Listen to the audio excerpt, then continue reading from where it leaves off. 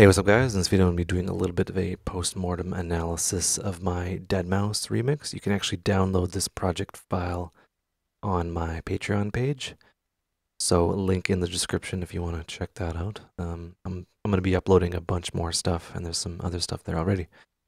So what I want to do is I just want to kind of examine what's going on. It's been a few days since I've sort of completed this and kind of looking at what I did. So I kind of struggled a little bit at the beginning of this project, trying to get the ARP going. I tried to kind of just draw it in. I did like an analysis with Melodyne, I believe. And I was like, what am I doing halfway through? And then I switched to Cthulhu and put that in. It's right here. So this is the MIDI pattern for those that want to copy me. So it's 2 1 2 3 2 1, and it's not it's not like on time. It's kind of shortened a little bit, so it repeats a little weird, but that's fine because who cares? And it, in the MIDI, it sort of looks like this.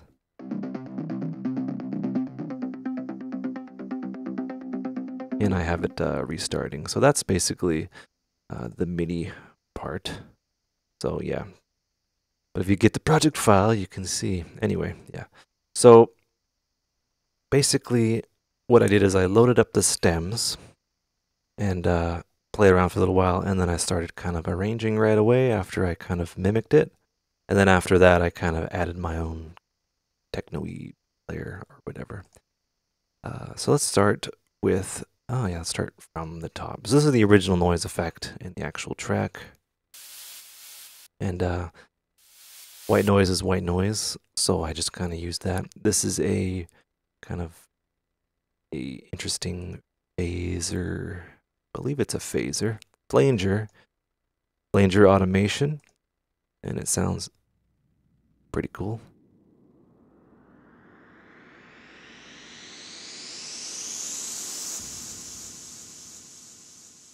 Right? Sounds like that. Pretty neat. I like little effects like that. And yeah, I used one of my own kicks, which you can also get off my website, link in the description. Pretty heavy. The mastering, I'd like to work on it a bit more. I'd like to do a remix, like mix it again. And that's something that I typically do.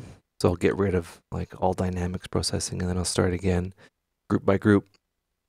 And that way I have like an idea of the context in my head. I might do that for this, but to be honest, probably not because I keep on getting flagged for copyright on this track. But that's fine. So I believe this would be the sub bass.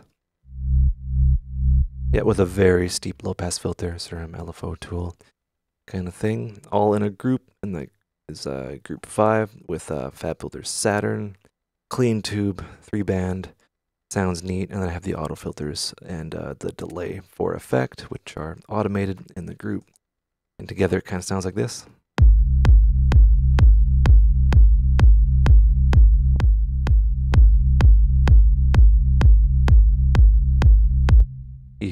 Easy to overdo it with the L2. I actually changed out the L2 because it just sounded a bit more what I was going for. You see my CPU just hovering at 23. This would be my synth kind of, or like I call it like a mid bass.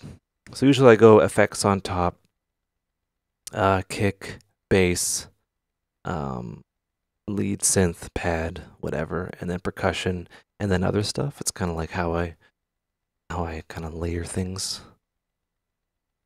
That's how my workflow works, so I don't even bother naming stuff. That's just how it works. So this first one, I believe, is the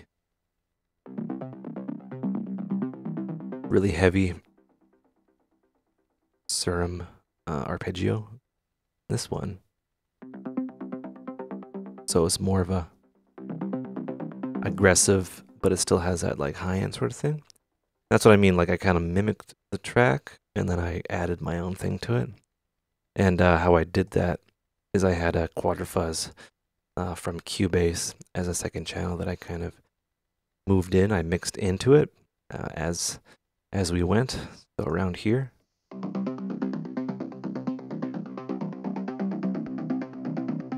as opposed to, you know, yeah, right around here.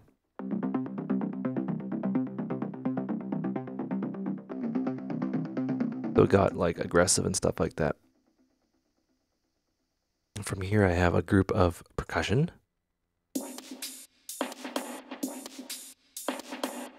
Just basic stuff. I kind of wanted it to progress. I like the ride cymbals. They add a nice little touch.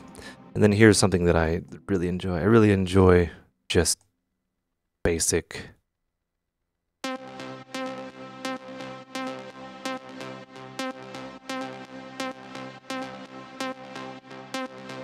stuff here. That's a preset Inspire with Saturn, auto filter, Pro C2, EQ8, reverb compressor, EQ, Saturn, EQ8, another EQ, FabFilter Pro Q, a utility, and a compressor.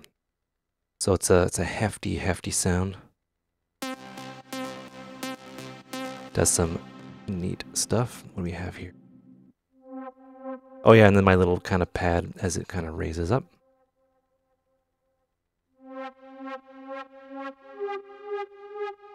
This is kind of an effect. I don't know. The Omnisphere pad, I just left that in just because, you know, it sounded cool and it's kind of buried in there. And my Virus TI out, which that didn't really work out. My vocal, which I added a chorus, some Valhalla reverb, Pro Q2. I know you look the other way. And I think with all that out, the vocals had like a filtery kind of vocal-y thing. Sounds pretty neat. It's lead, or no, lead vocal. That's kind of like a backing vocal, so I double tracked it. So I have this.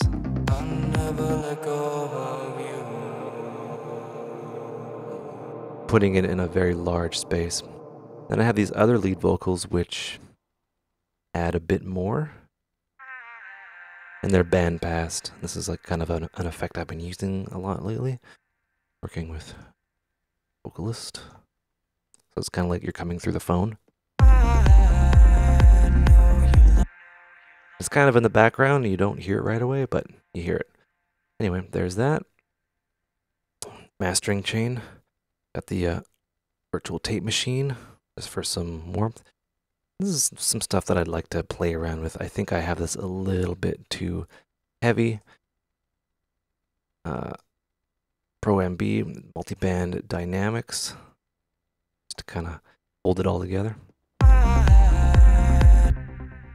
Pro Q2 for like high pass at around 38K. No, not 38K, 38 hertz. Just with a gentle kind of roll off. Just to give us some headroom. I have another Pro Q. I believe this is, yeah, this is for the side. This is in side mode. It doesn't hurt to use multiple EQs. They don't add noise. But yeah, so I have my kind of regular EQ. And then I have my MS EQ, which is good. And then I added Ozone 7 just to use it. Just add some imaging, take some out of the bottom. Vintage comp, post EQ, always well and good. Yeah, where's that? Where's that freaking out coming from? Oh, it might be from. Yeah, I don't know what's adding that, but too crazy. And then I have the SSL Solid State Logic compressor just to grab some peaks, gently kind of move it down. Not so much gently, but you get the idea. And then we have the L2 just to bring it up to a certain level. Typically for a track like this or a remix, I'd want to use a lot more time.